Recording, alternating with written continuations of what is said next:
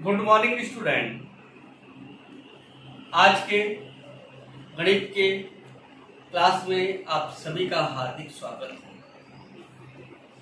आइए, पिछले प्रकरण में हमने पूर्णांक संख्या क्या है इसके बारे में जानकारी प्राप्त किया।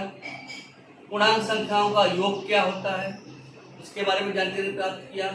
इस प्रकरण में हम पूर्णांक संख्याओं का छोटा बड़ा होना इसका अध्ययन करेंगे।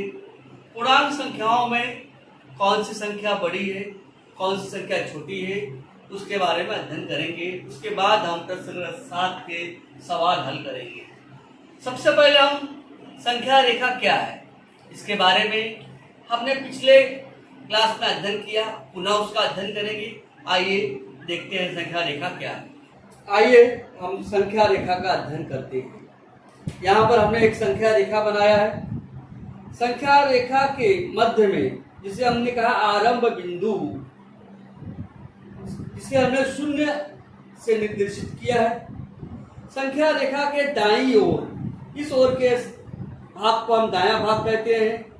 शून्य के दाईं ओर जो संख्या है 1, 2, 3, 4, 5, 6, इसे हम धनात्मक संख्या कहते हैं और बाईं ओर की संख्या को ऋणात्मक संख्याएं कहते हैं। यहाँ पे ऋण 1, ऋण 2, ऋण 3, ऋण 4, ऋण 5, ऋण 6, ऋण 7, ऋण 8 से निर्देशित किया गया है और ये सभी संख्या एक निश्चित समान दूरी पर दर्शाई गई है। तो हमने क्या देखा, ये संख्या रेखा के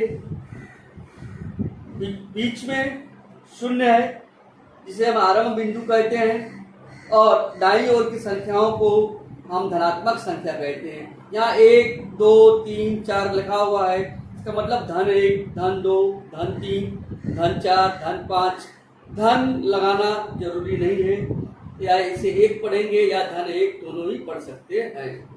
तो आइए किस तरह से हम क्रमबद्धता कैसे है, कौन सी संख्या किससे बड़ी है उसके बारे में देखते हैं। अभी आपने यहाँ देखा शून्य है, शून्य के आगे कौन सी संख्या है 1, तो शून्य से बड़ी क्या है 1, 1 से बड़ी क्या है 2, 2 से बड़ी क्या है 3, 3 से बड़ी क्या है 4, 4 से बड़ी क्या है 5, 5 से बड़ी 6, 6 से बड़ा 7, 7 से बड़ा 8। इसी तरह आगे आगे जैसे आएंगे वैसे हमें पता लगेगा कौन सी संख्या किससे बड़ी है। उसी तरह से यहाँ पर हम देख रहे हैं, जैसे यहाँ पर आप देखिए ऋणात्मक संख्या में -8 है। -8 यह किससे बड़ी है, ये -9 से बड़ी है। -8 में यदि 1 प्लस करेंगे तो -7 आएगा। तो -8 से बड़ी संख्या क्या है -7 है। -7 से बड़ी संख्या -6 है। -6 से बड़ी संख्या -5, -4, -4 से बड़ी संख्या -3, -3 से बड़ी संख्या -2 और -2 से बड़ी संख्या -1। -1 में यदि 1 जोड़ देंगे तो शून्य आता है, मतलब -1 से बड़ी संख्या है शून्य और शून्य से बड़ी संख्या क्या है 1।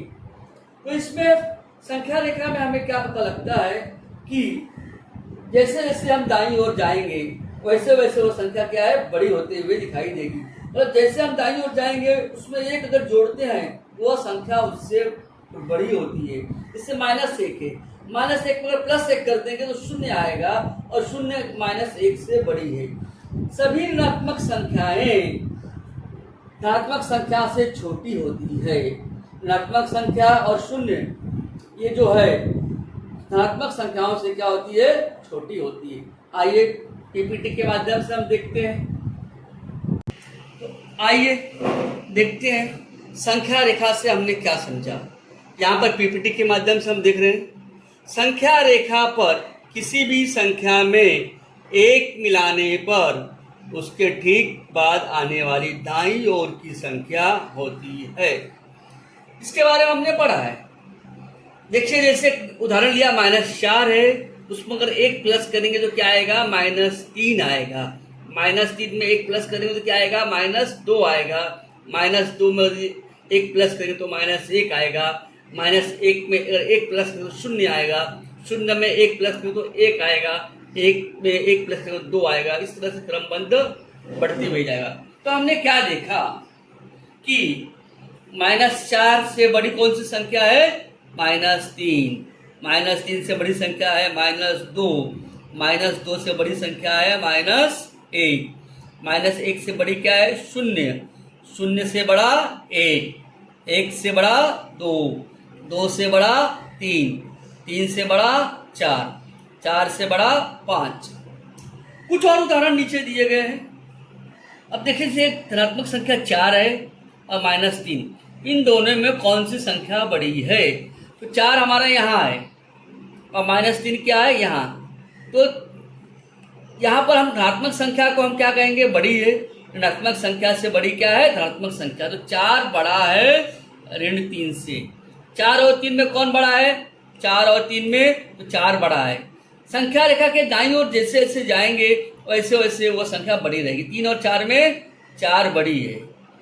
0 और -1, 0 और -1 तो बड़ा क्या है? 0। जो बड़ा होता है उसके आगे इस तरह से चिन्ह लगाते हैं। -2 और -3 में कौन सी बड़ी होगी? -2 और -3 में -2 बड़ा होगा। -12 और 7, -12 यहाँ आएगा और 7 इस ओर आएगा। तो दाईं ओर की जो संख्या है 7 वो बड़ी होगी, यानी कि धनात्मक संख्या बड़ी होती है। तो हमने क्या समझा? हमने समझा संख्या रेखा पर प्रत्येक संख्या अपने ठीक आने वाली बाईं ओर की संख्या से एक बड़ी होती है।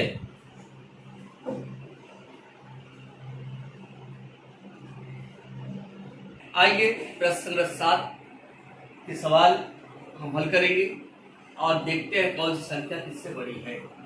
अभी हमको देखना है, पहला सवाल है, पहले छोटे बड़े का क्रम निर्धारित करेंगे। यहाँ पे देखिए ये जो चिन्ह है छोटे बड़े का है और बराबर का चिन्ह इसे कहते हैं। जो संख्या बड़ी होती है उसकी ओर इस तरह से मुंह को खुला हुआ होना चाहिए। -4 और 5, यहाँ -4 है। देखिए -4 कहाँ है? यहाँ पर है। और 5 कहाँ पर है? हमारा यहाँ पर है।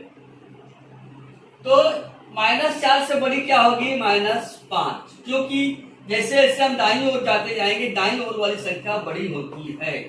तो ऋण 4 से बड़ा ऋण 3 है, ऋण 3 से बड़ा ऋण 2 है, ऋण 2 से बड़ा ऋण 1, ऋण 1 से बड़ा 0, 0 से बड़ा 1, 1 से बड़ा 2, 2 से बड़ा 3, 3 से बड़ा 4 और 4 से बड़ा 5। तो हम क्या कहेंगे? कौन सी संख्या बड़ी है? 5 बड़ी है।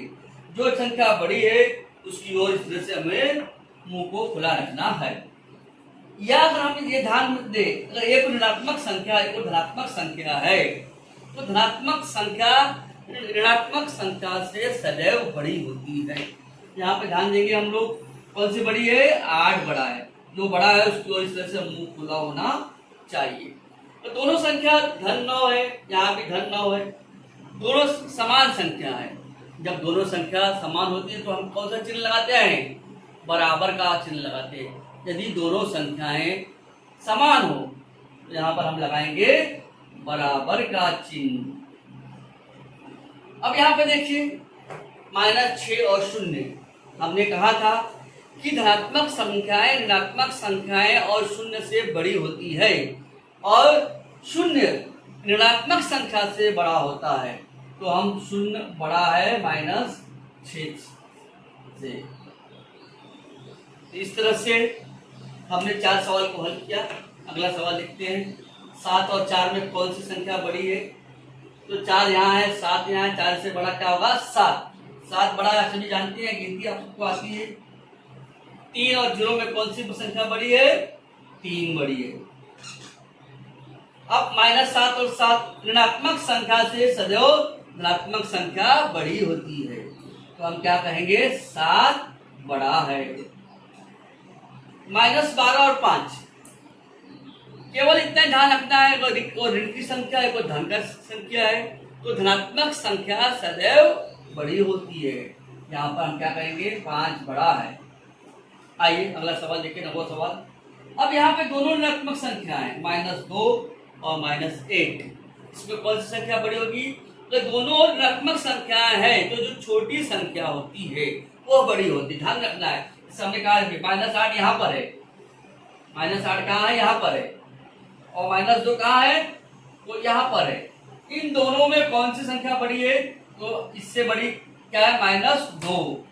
जैसे जैसे आगे आते जाएंगे वो संख्या बड़ी होगी, तो -2 बड़ी है तो -2 की ओर इस तरह से हमें चिन्ह लगाना है। अब -1 और -2, -1 और -2 में कौन सी संख्या बड़ी है, -1 बड़ी है। 6 और -3, इसमें धनात्मक संख्या 6 है तो 6 बड़ी है। अंतिम सवाल देखिए, -14 और -14, दोनों चिन्ह समान, दोनों ऋण के चिन्ह है और दोनों संख्या बराबर है। इसमें हम क्या चिन्ह लगाएंगे, बराबर का चिन्ह लगाएंगे। क्या लगाएंगे, बराबर का चिन्ह। तो इस तरह से प्रश्न संख्या 7 इस प्रकरण में हमने पूर्णांक संख्याओं का छोटा बड़ा किस प्रकार निर्धारित करते हैं या बराबर का चिन्ह लगाते हैं, इसके बारे में हमने अध्ययन किया। और इस तरह से हम संख्या रेखा का अगर हमें ज्ञान है, संख्या रेखा द्वारा हमें पता लगता है कौन सी संख्या बड़ी है, कौन सी संख्या छोटी है। आज की क्लास में आज हम इतना ही अध्ययन करेंगे। धन्यवाद।